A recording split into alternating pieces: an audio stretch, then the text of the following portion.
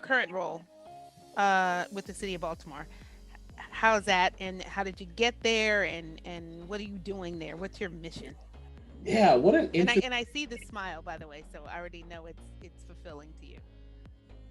It is. It is.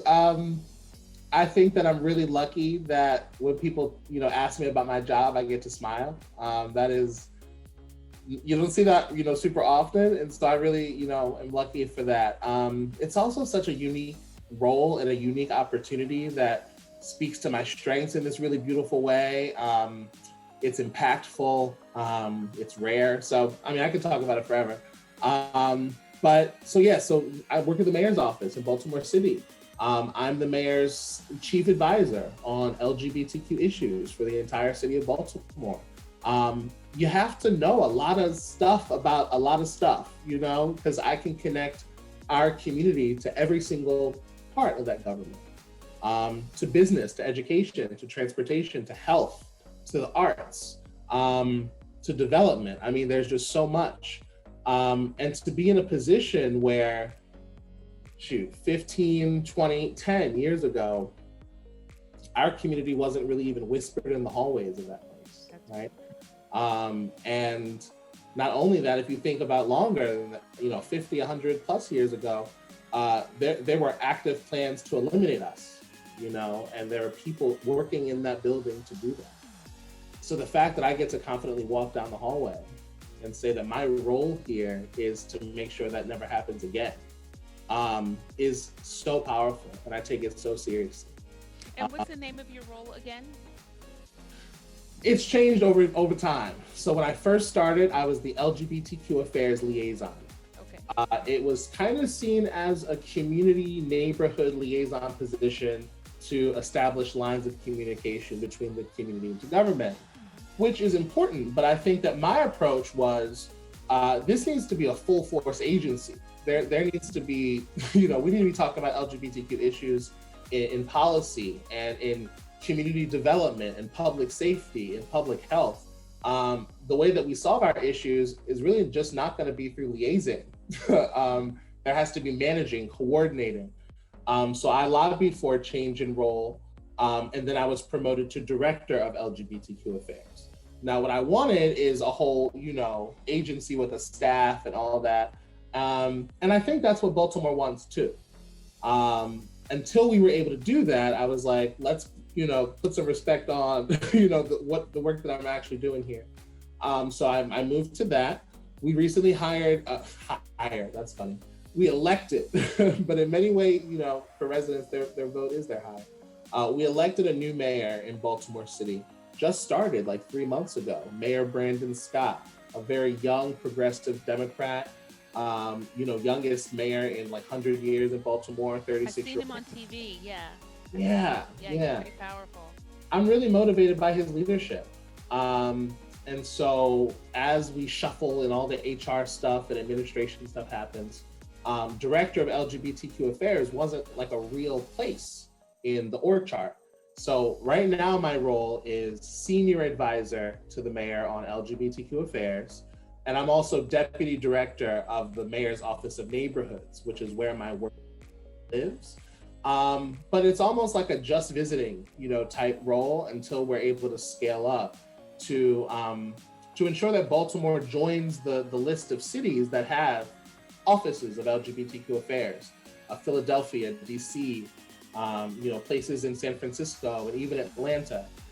So that's what we're going towards. But my work hasn't really changed through all of those title changes.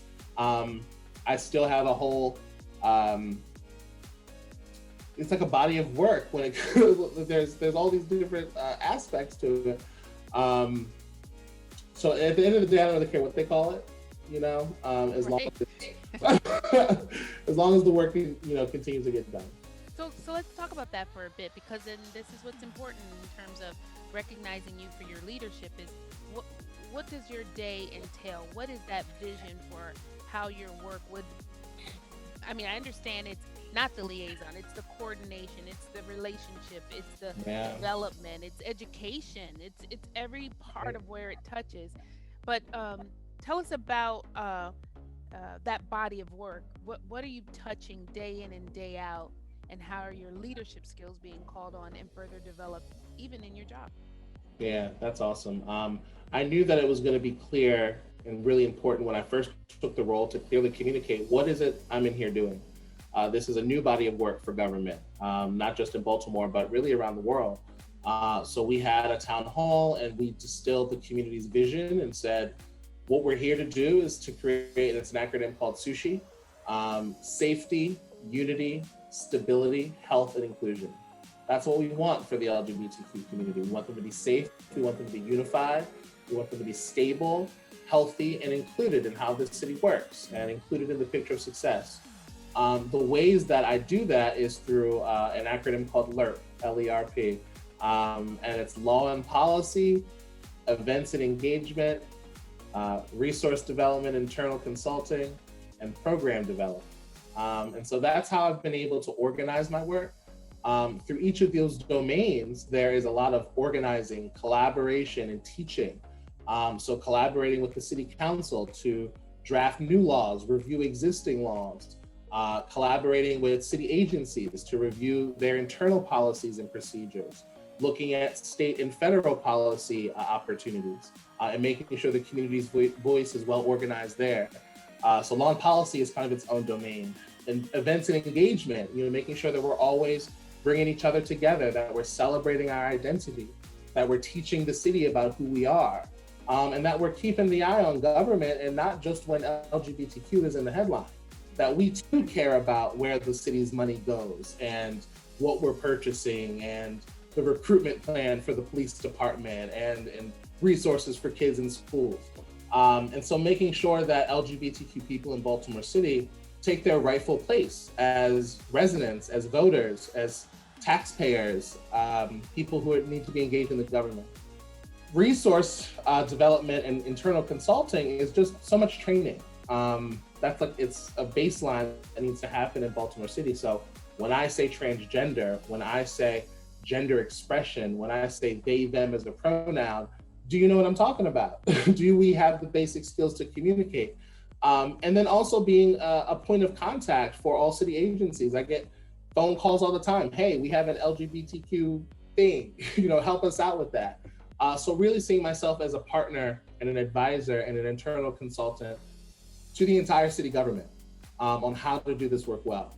And then P is program development. So that is helping to develop the programs in the city. I consider myself to be an invisible board member of all LGBT organizations in Baltimore.